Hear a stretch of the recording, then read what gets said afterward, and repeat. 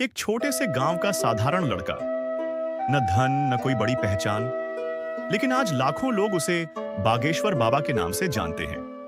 आखिर कैसे शुरू हुई यह यात्रा? कैसे एक सामान्य परिवार का बच्चा बन गया देश का चर्चित आध्यात्मिक चेहरा? आज हम जानेंगे उनकी पूरी जीवन कहानी, जन्म से लेकर आज तक, बिल्कुल सरल भाषा में। धीरेन्द्र कृष्ण शास्त्री का जन्म मध्य प्रदेश के छतरपुर जिले के पास गढ़ा नाम के छोटे से गांव में हुआ। यह इलाका ग्रामीण था, जीवन सरल था। उनका परिवार एक साधारण ब्राह्मण परिवार था। घर में धार्मिक वातावरण था। पूजा पाठ, कथा कीर्तन, भजन, यह सब घर के माहौल का हिस्सा था। उनके दादाजी बागेश्वर धाम मंदिर से जुड़े हुए थे। वे धार्मिक प्रवृत्ति के थे और कथा वाचन करते थे। घर आर्थिक रूप से बहुत मजबूत नहीं था। साधारण जीवन, सीमित आय, लेकिन संस्कार मजबूत। यहीं से उनकी जिंदगी की नींव रखी गई। बचपन में वे दूसरे बच्चों की तरह खेलते भी थे, लेकिन उनका मन जल्दी ही पूजा पाठ की ओर झुक गया। स्कूल जाते थे, सामान्य शिक्षा प्राप्त की, लेकिन खाली समय में मंदिर में बैठना उन्हें अच्छा लगता था। दादाजी से धार्मिक कथाएं सुनना, रामायण और भागवत कथा के प्रसंग सुनना, इन चीजों ने उनके मन पर गहरा असर डाला।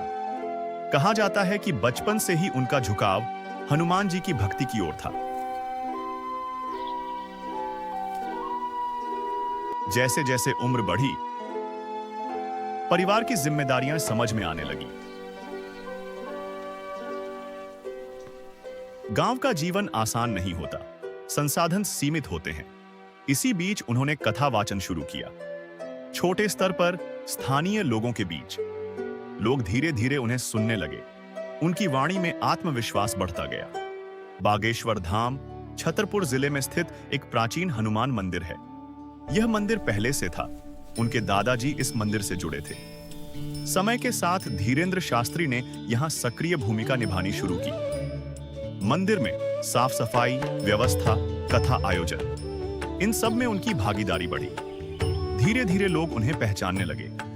उन्होंने एक विशेष धार्मिक आयोजन शुरू किया जिसे दिव्य दरबार कहा जाता है। इस कार्यक्रम में लोग अपनी समस्याएं लेकर आते हैं। धार्मिक मार्गदर्शन दिया जाता है। लोग इसे आस्था के रूप में देखते हैं। कई लोग अपने अनुभव साझा करते हैं। यहीं से भीड़ बढ़नी शुरू हुई। शुरुआत में सैकड़ों लोग आते थे, फिर हजारों, फिर लाखों तक पहुंचने लगी भीड़। यूट्यूब, फेसबुक और अन्य प्लेटफॉर्म पर उनके कार्यक्रमों के वीडियो शेयर होने लगे। गांव से निकलकर उनका नाम दूसरे राज्यों तक पहुंच गया। बड़े शहरों में कथा के निमंत्रण आने लगे। युवा वर्ग भी जुड़ने लगा। उनकी पहचान एक युवा धार्मिक वक्ता के रूप में बनने लगी।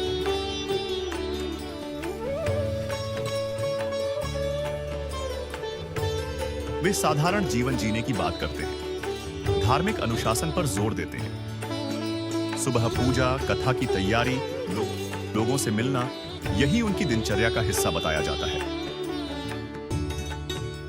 परिवार हमेशा साथ रहा। धार्मिक परंपरा पहले से घर में थी। गांव और मंदिर से उनका जुड़ाव आज भी बना हुआ है। आज बागेश्वर धाम एक प्रमुख धार्मिक स्थल के रूप में जाना जाता है।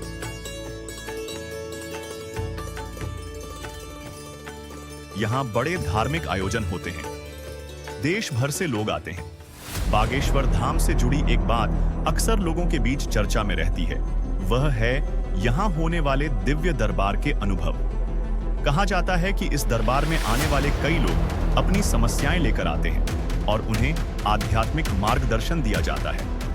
कई श्रद्धालुओं का मानना है कि यहां उन्हें ऐसे उत्तर मिलते हैं जो उनके मन की बात से जुड़े होते हैं। कुछ लोग इसे आस्था और विश्वास का परिणाम मानते हैं, तो कुछ इसे आध्यात्मिक अनुभव बताते हैं। समय के साथ ऐसे कई किस्से सामने आए हैं जिनमें लोग कहते हैं कि उन्हें यहाँ समाधान मिला, आशा मिली और अपने जीवन में सकारात्मक बदलाव महसूस हुआ। हालांकि इन अनुभवों को अलग अलग लोग अलग अलग दृष्टि से देखते हैं। कुछ इसे चमत्कार मानते हैं, तो कुछ इसे विश्वास और भक्ति की शक्ति कहते हैं। लेकिन एक बात साफ है, बागेश्वर धाम आज लाखों लोगों की आस्था का केंद्र बन चुका है और शायद यही कारण है कि यहाँ आने वाले हर व्यक्ति के मन में एक उम्मीद होती है कि उसे अपने सवालों का जवाब जरूर मिलेगा। अगर आप यहाँ तक वीडियो देख रहे हो तो समझ लो बालाजी की कृपा आप पर बनी हुई है। अगर आप बालाजी को मानते हो तो लाइक करो और कमेंट में लिखो जय सिया राम, जय हनुमान।